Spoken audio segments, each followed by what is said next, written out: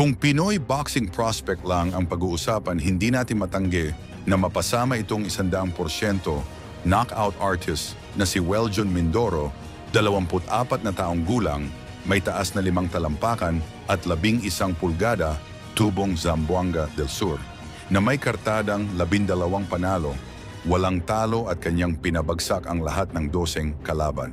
Binansagang Triggerman dahil sa bilis at lakas ng kanyang mga suntok, lumalaban siya sa welterweight division. Nice body by Mindoro. Follow by the uppercut.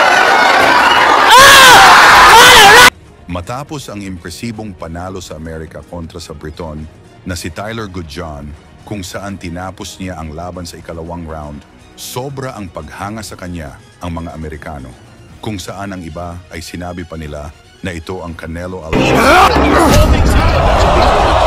Nobyembre 2024, muli nilang pinabalik si Mindoro sa Amerika at makakalaban niya si Lucas de Abreu ng Brazil, na may record na 14 na panalo, 11 knockout at 5 talo. Bilang kapalit sa original na kalaban, sana na si Marcos Osorio. Hindi basta-basta si Abreu. Nagmula siya sa 10 sunod na panalo na lahat ay knockout sa pagpagsok nito sa professional boxing, at ilang beses na rin siyang lumaban sa Estados Unidos. Habang ang ating si Mindoro, ito ang kanyang ikalawang laban sa Amerika mula nang mag-training siya doon. Bilang patikim sa galing ni Mindoro, balikan natin ang laban niya kontra sa pambato ng Japan na si Mao Tameda, kung saan pinabagsak niya ito ng 2 beses at tinapos ang laban sa unang round.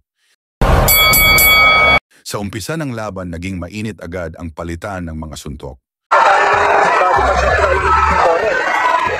This is a 6th round affair sa middleweight division. Executive laban ni Mindoro na Japanese ang kalaban niya.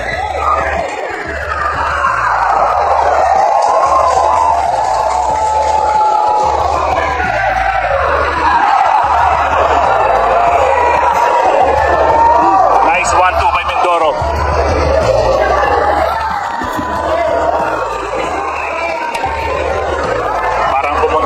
Tameda dito to fight.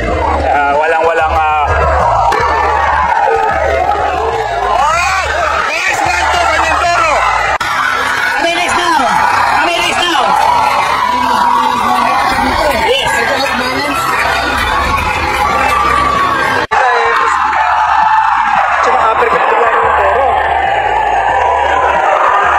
Both boxers are digging deep to each other.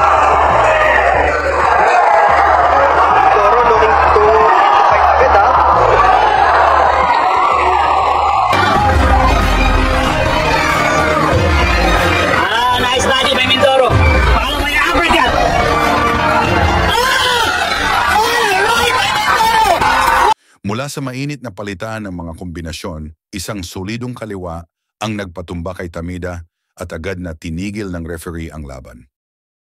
Wow! Austin Tameda on his canvas. Wow! Ramdaman ko na medyo slap mo si... Nakamit ni Mindoro ang technical knockout victory sa unang round. Matapos ang laban na iyon, nabigyan na ng pagkakataon si Mindoro sa Amerika upang mag-training. Sa unang laban ni Mindoro sa Amerika, 3 beses niyang pinabagsak ang Briton na si Goodjohn. Kaya napahanga dito ang mga Amerikano dahil sa kanyang galawang na mala Canelo Alvarez. Sa tingin ninyo, may tsansa bang maging world champion si Mindoro? Pag-usapan natin yan sa ibaba at suportahan natin si Mindoro sa kanyang laban kontra kay Lucas de Abreu ngayong Nobyembre 2024. Lagi niyong sundan, huwag magpapahuli.